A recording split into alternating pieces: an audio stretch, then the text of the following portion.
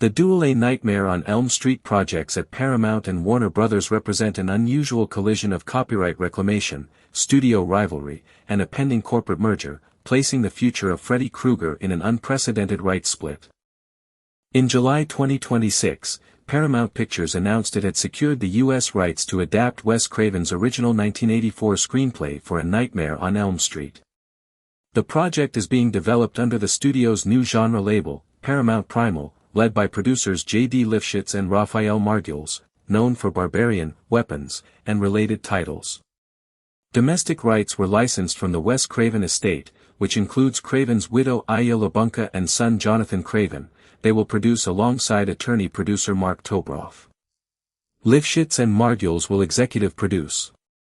New Line Cinema, under Warner Bros., retains the international rights. Official statements from the estate emphasize bringing Craven's world to a new generation while honoring his legacy, with LaBunka noting the cultural place of horror and the desire for audiences to experience the next chapter of the Nightmare story. No writer or director has been publicly attached, and plot details remain undisclosed beyond the film being set in the world of the original and based on Craven's screenplay. Shortly afterward, reports emerged that Warner Bros. Is developing its own competing A Nightmare on Elm Street project. According to reporting from Kim Masters at Puck, relayed and partially corroborated by outlets such as Dread Central, Warner Bros. Executives Michael DeLuca and Pam Abdi were unhappy with Paramount's move. The studio is said to be pursuing a film it can distribute internationally and has been in talks with Lee Cronin, Evil Dead Rise, The Mummy, to produce, write, and direct. This remains reported rather than officially confirmed by Warner Bros. Or Cronin. Industry chatter has circulated, but no formal studio announcement or attachment has been issued as of early August 2026. Some secondary coverage has speculated about a more faithful or shot-by-shot approach for the Paramount version. Sources close to the situation have pushed back, clarifying that the deal requires the project to originate from Craven's original screenplay without mandating a literal remake. How and why this situation arose? The roots lie in U.S. copyright law. Authors, or their estates, can terminate grants of rights and reclaim them after 35 years under certain conditions.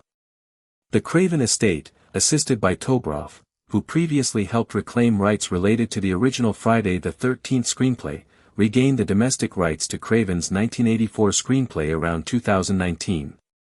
New Line had long controlled the franchise, the house that Freddy built, producing the original film, its sequels, the 2010 reboot, and related media.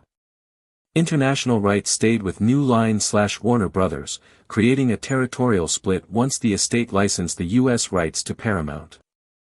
This legal reclamation, combined with the delayed Paramount acquisition of Warner Bros. Discovery, produced the current race. Paramount moved first with the estate's blessing.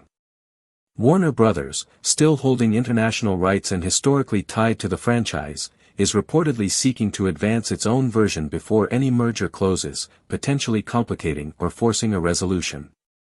Paramount has publicly disputed any suggestion that its deal depended on the merger closing. A source close to Paramount Primal described the domestic rights negotiation as independent. Earlier approaches by Warner Bros. To the estate reportedly stalled over financial terms, an aggressive back-end split. The result is two studios racing to develop overlapping projects with incomplete worldwide rights, while a potential corporate combination hangs over both. The franchise had been largely dormant since the poorly received 2010 remake. Earlier development efforts at New Line/Warner Bros., including work by David Leslie Johnson in the mid-2010s, never fully materialized as the studio focused elsewhere. The combination of reclaimed rights, a hungry new genre label at Paramount, and Warner Bros.' defensive posture created the unusual dual-track situation. Directions the projects appear to be taking. Paramount Primal/Craven Estate Project. Official descriptions frame it as a reboot or new chapter grounded in Craven's original screenplay and world. The involvement of LaBunka, Jonathan Craven, and Tobroff signals an intent to stay close to the creator's vision while updating it for contemporary audiences. Lifshitz and Margules' track record emphasizes smartly budgeted, original-feeling genre films with strong atmospheric and character-driven elements rather than pure franchise spectacle. No director is attached, leaving creative direction open, but the estate's participation and public statements prioritize legacy continuity and engagement with a new generation. Rumors of a rigid shot-by-shot remake have circulated but are not supported by the official descriptions or sources close to the deal. Warner Brothers reported Lee Cronin project. This is more speculative. If the reports hold, Cronin's involvement points toward a modern, visceral horror approach.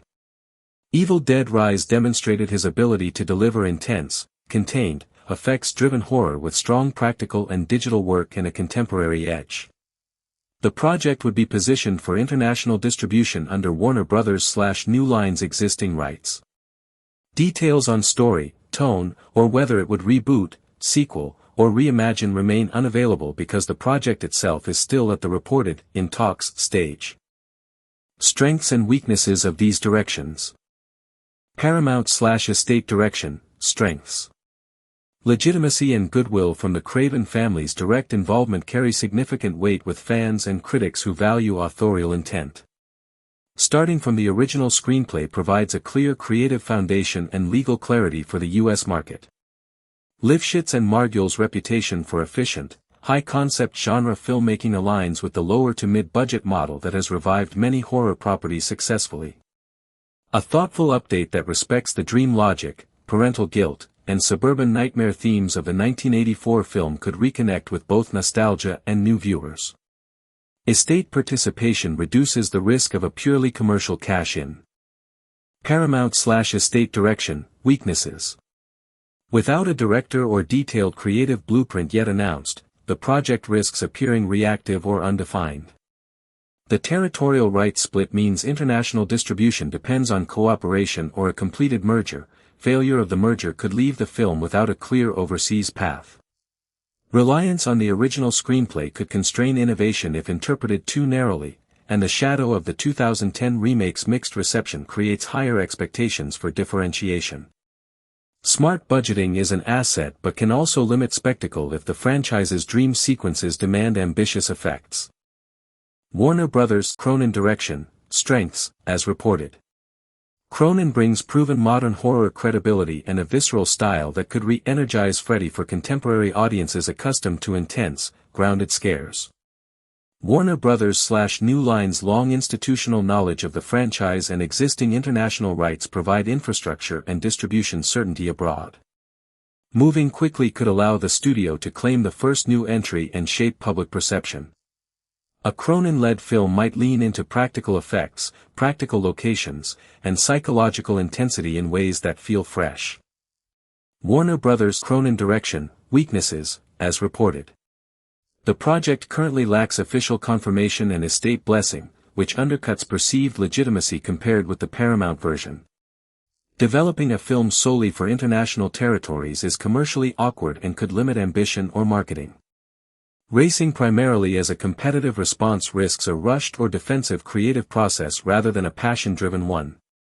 Cronin's previous work, while effective, has not always been universally acclaimed. The Mummy received mixed responses, and attaching a name without a fully developed script or clear franchise strategy could feel opportunistic.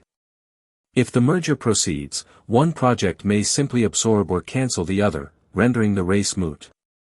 Implications for the future of the franchise. The current situation highlights how copyright termination rights can fracture long-held studio control of iconic properties, forcing negotiation or competition.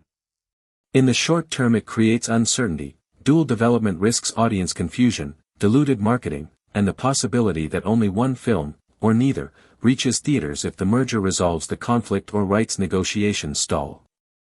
A successful Paramount film with estate involvement could re-establish a clear creative lineage and encourage further entries under that umbrella. A strong Warner Brothers film could reassert the studio's historical ownership and international muscle. Longer term, the outcome will shape whether A Nightmare on Elm Street returns as a carefully stewarded legacy property, a competitive franchise battleground, or a consolidated asset under a single corporate owner after the Paramount-Warner Brothers Discovery deal. Fans gain the potential of two distinct interpretations of Freddy, but the franchise's coherence and cultural capital depend on quality execution and clear ownership rather than parallel races. The most constructive path would be collaboration or a clean resolution that prioritizes Craven's creative DNA while allowing modern filmmakers room to innovate within the Dream Realm mythology. Until then, the dual projects underscore both the enduring commercial power of Freddy Krueger and the messy realities of intellectual property reclamation in an era of studio consolidation. What do you think of this situation? And which movie would you rather see, the Paramount one or the Warner Brothers one? Thanks for watching, please like, share and subscribe. See you on the next one.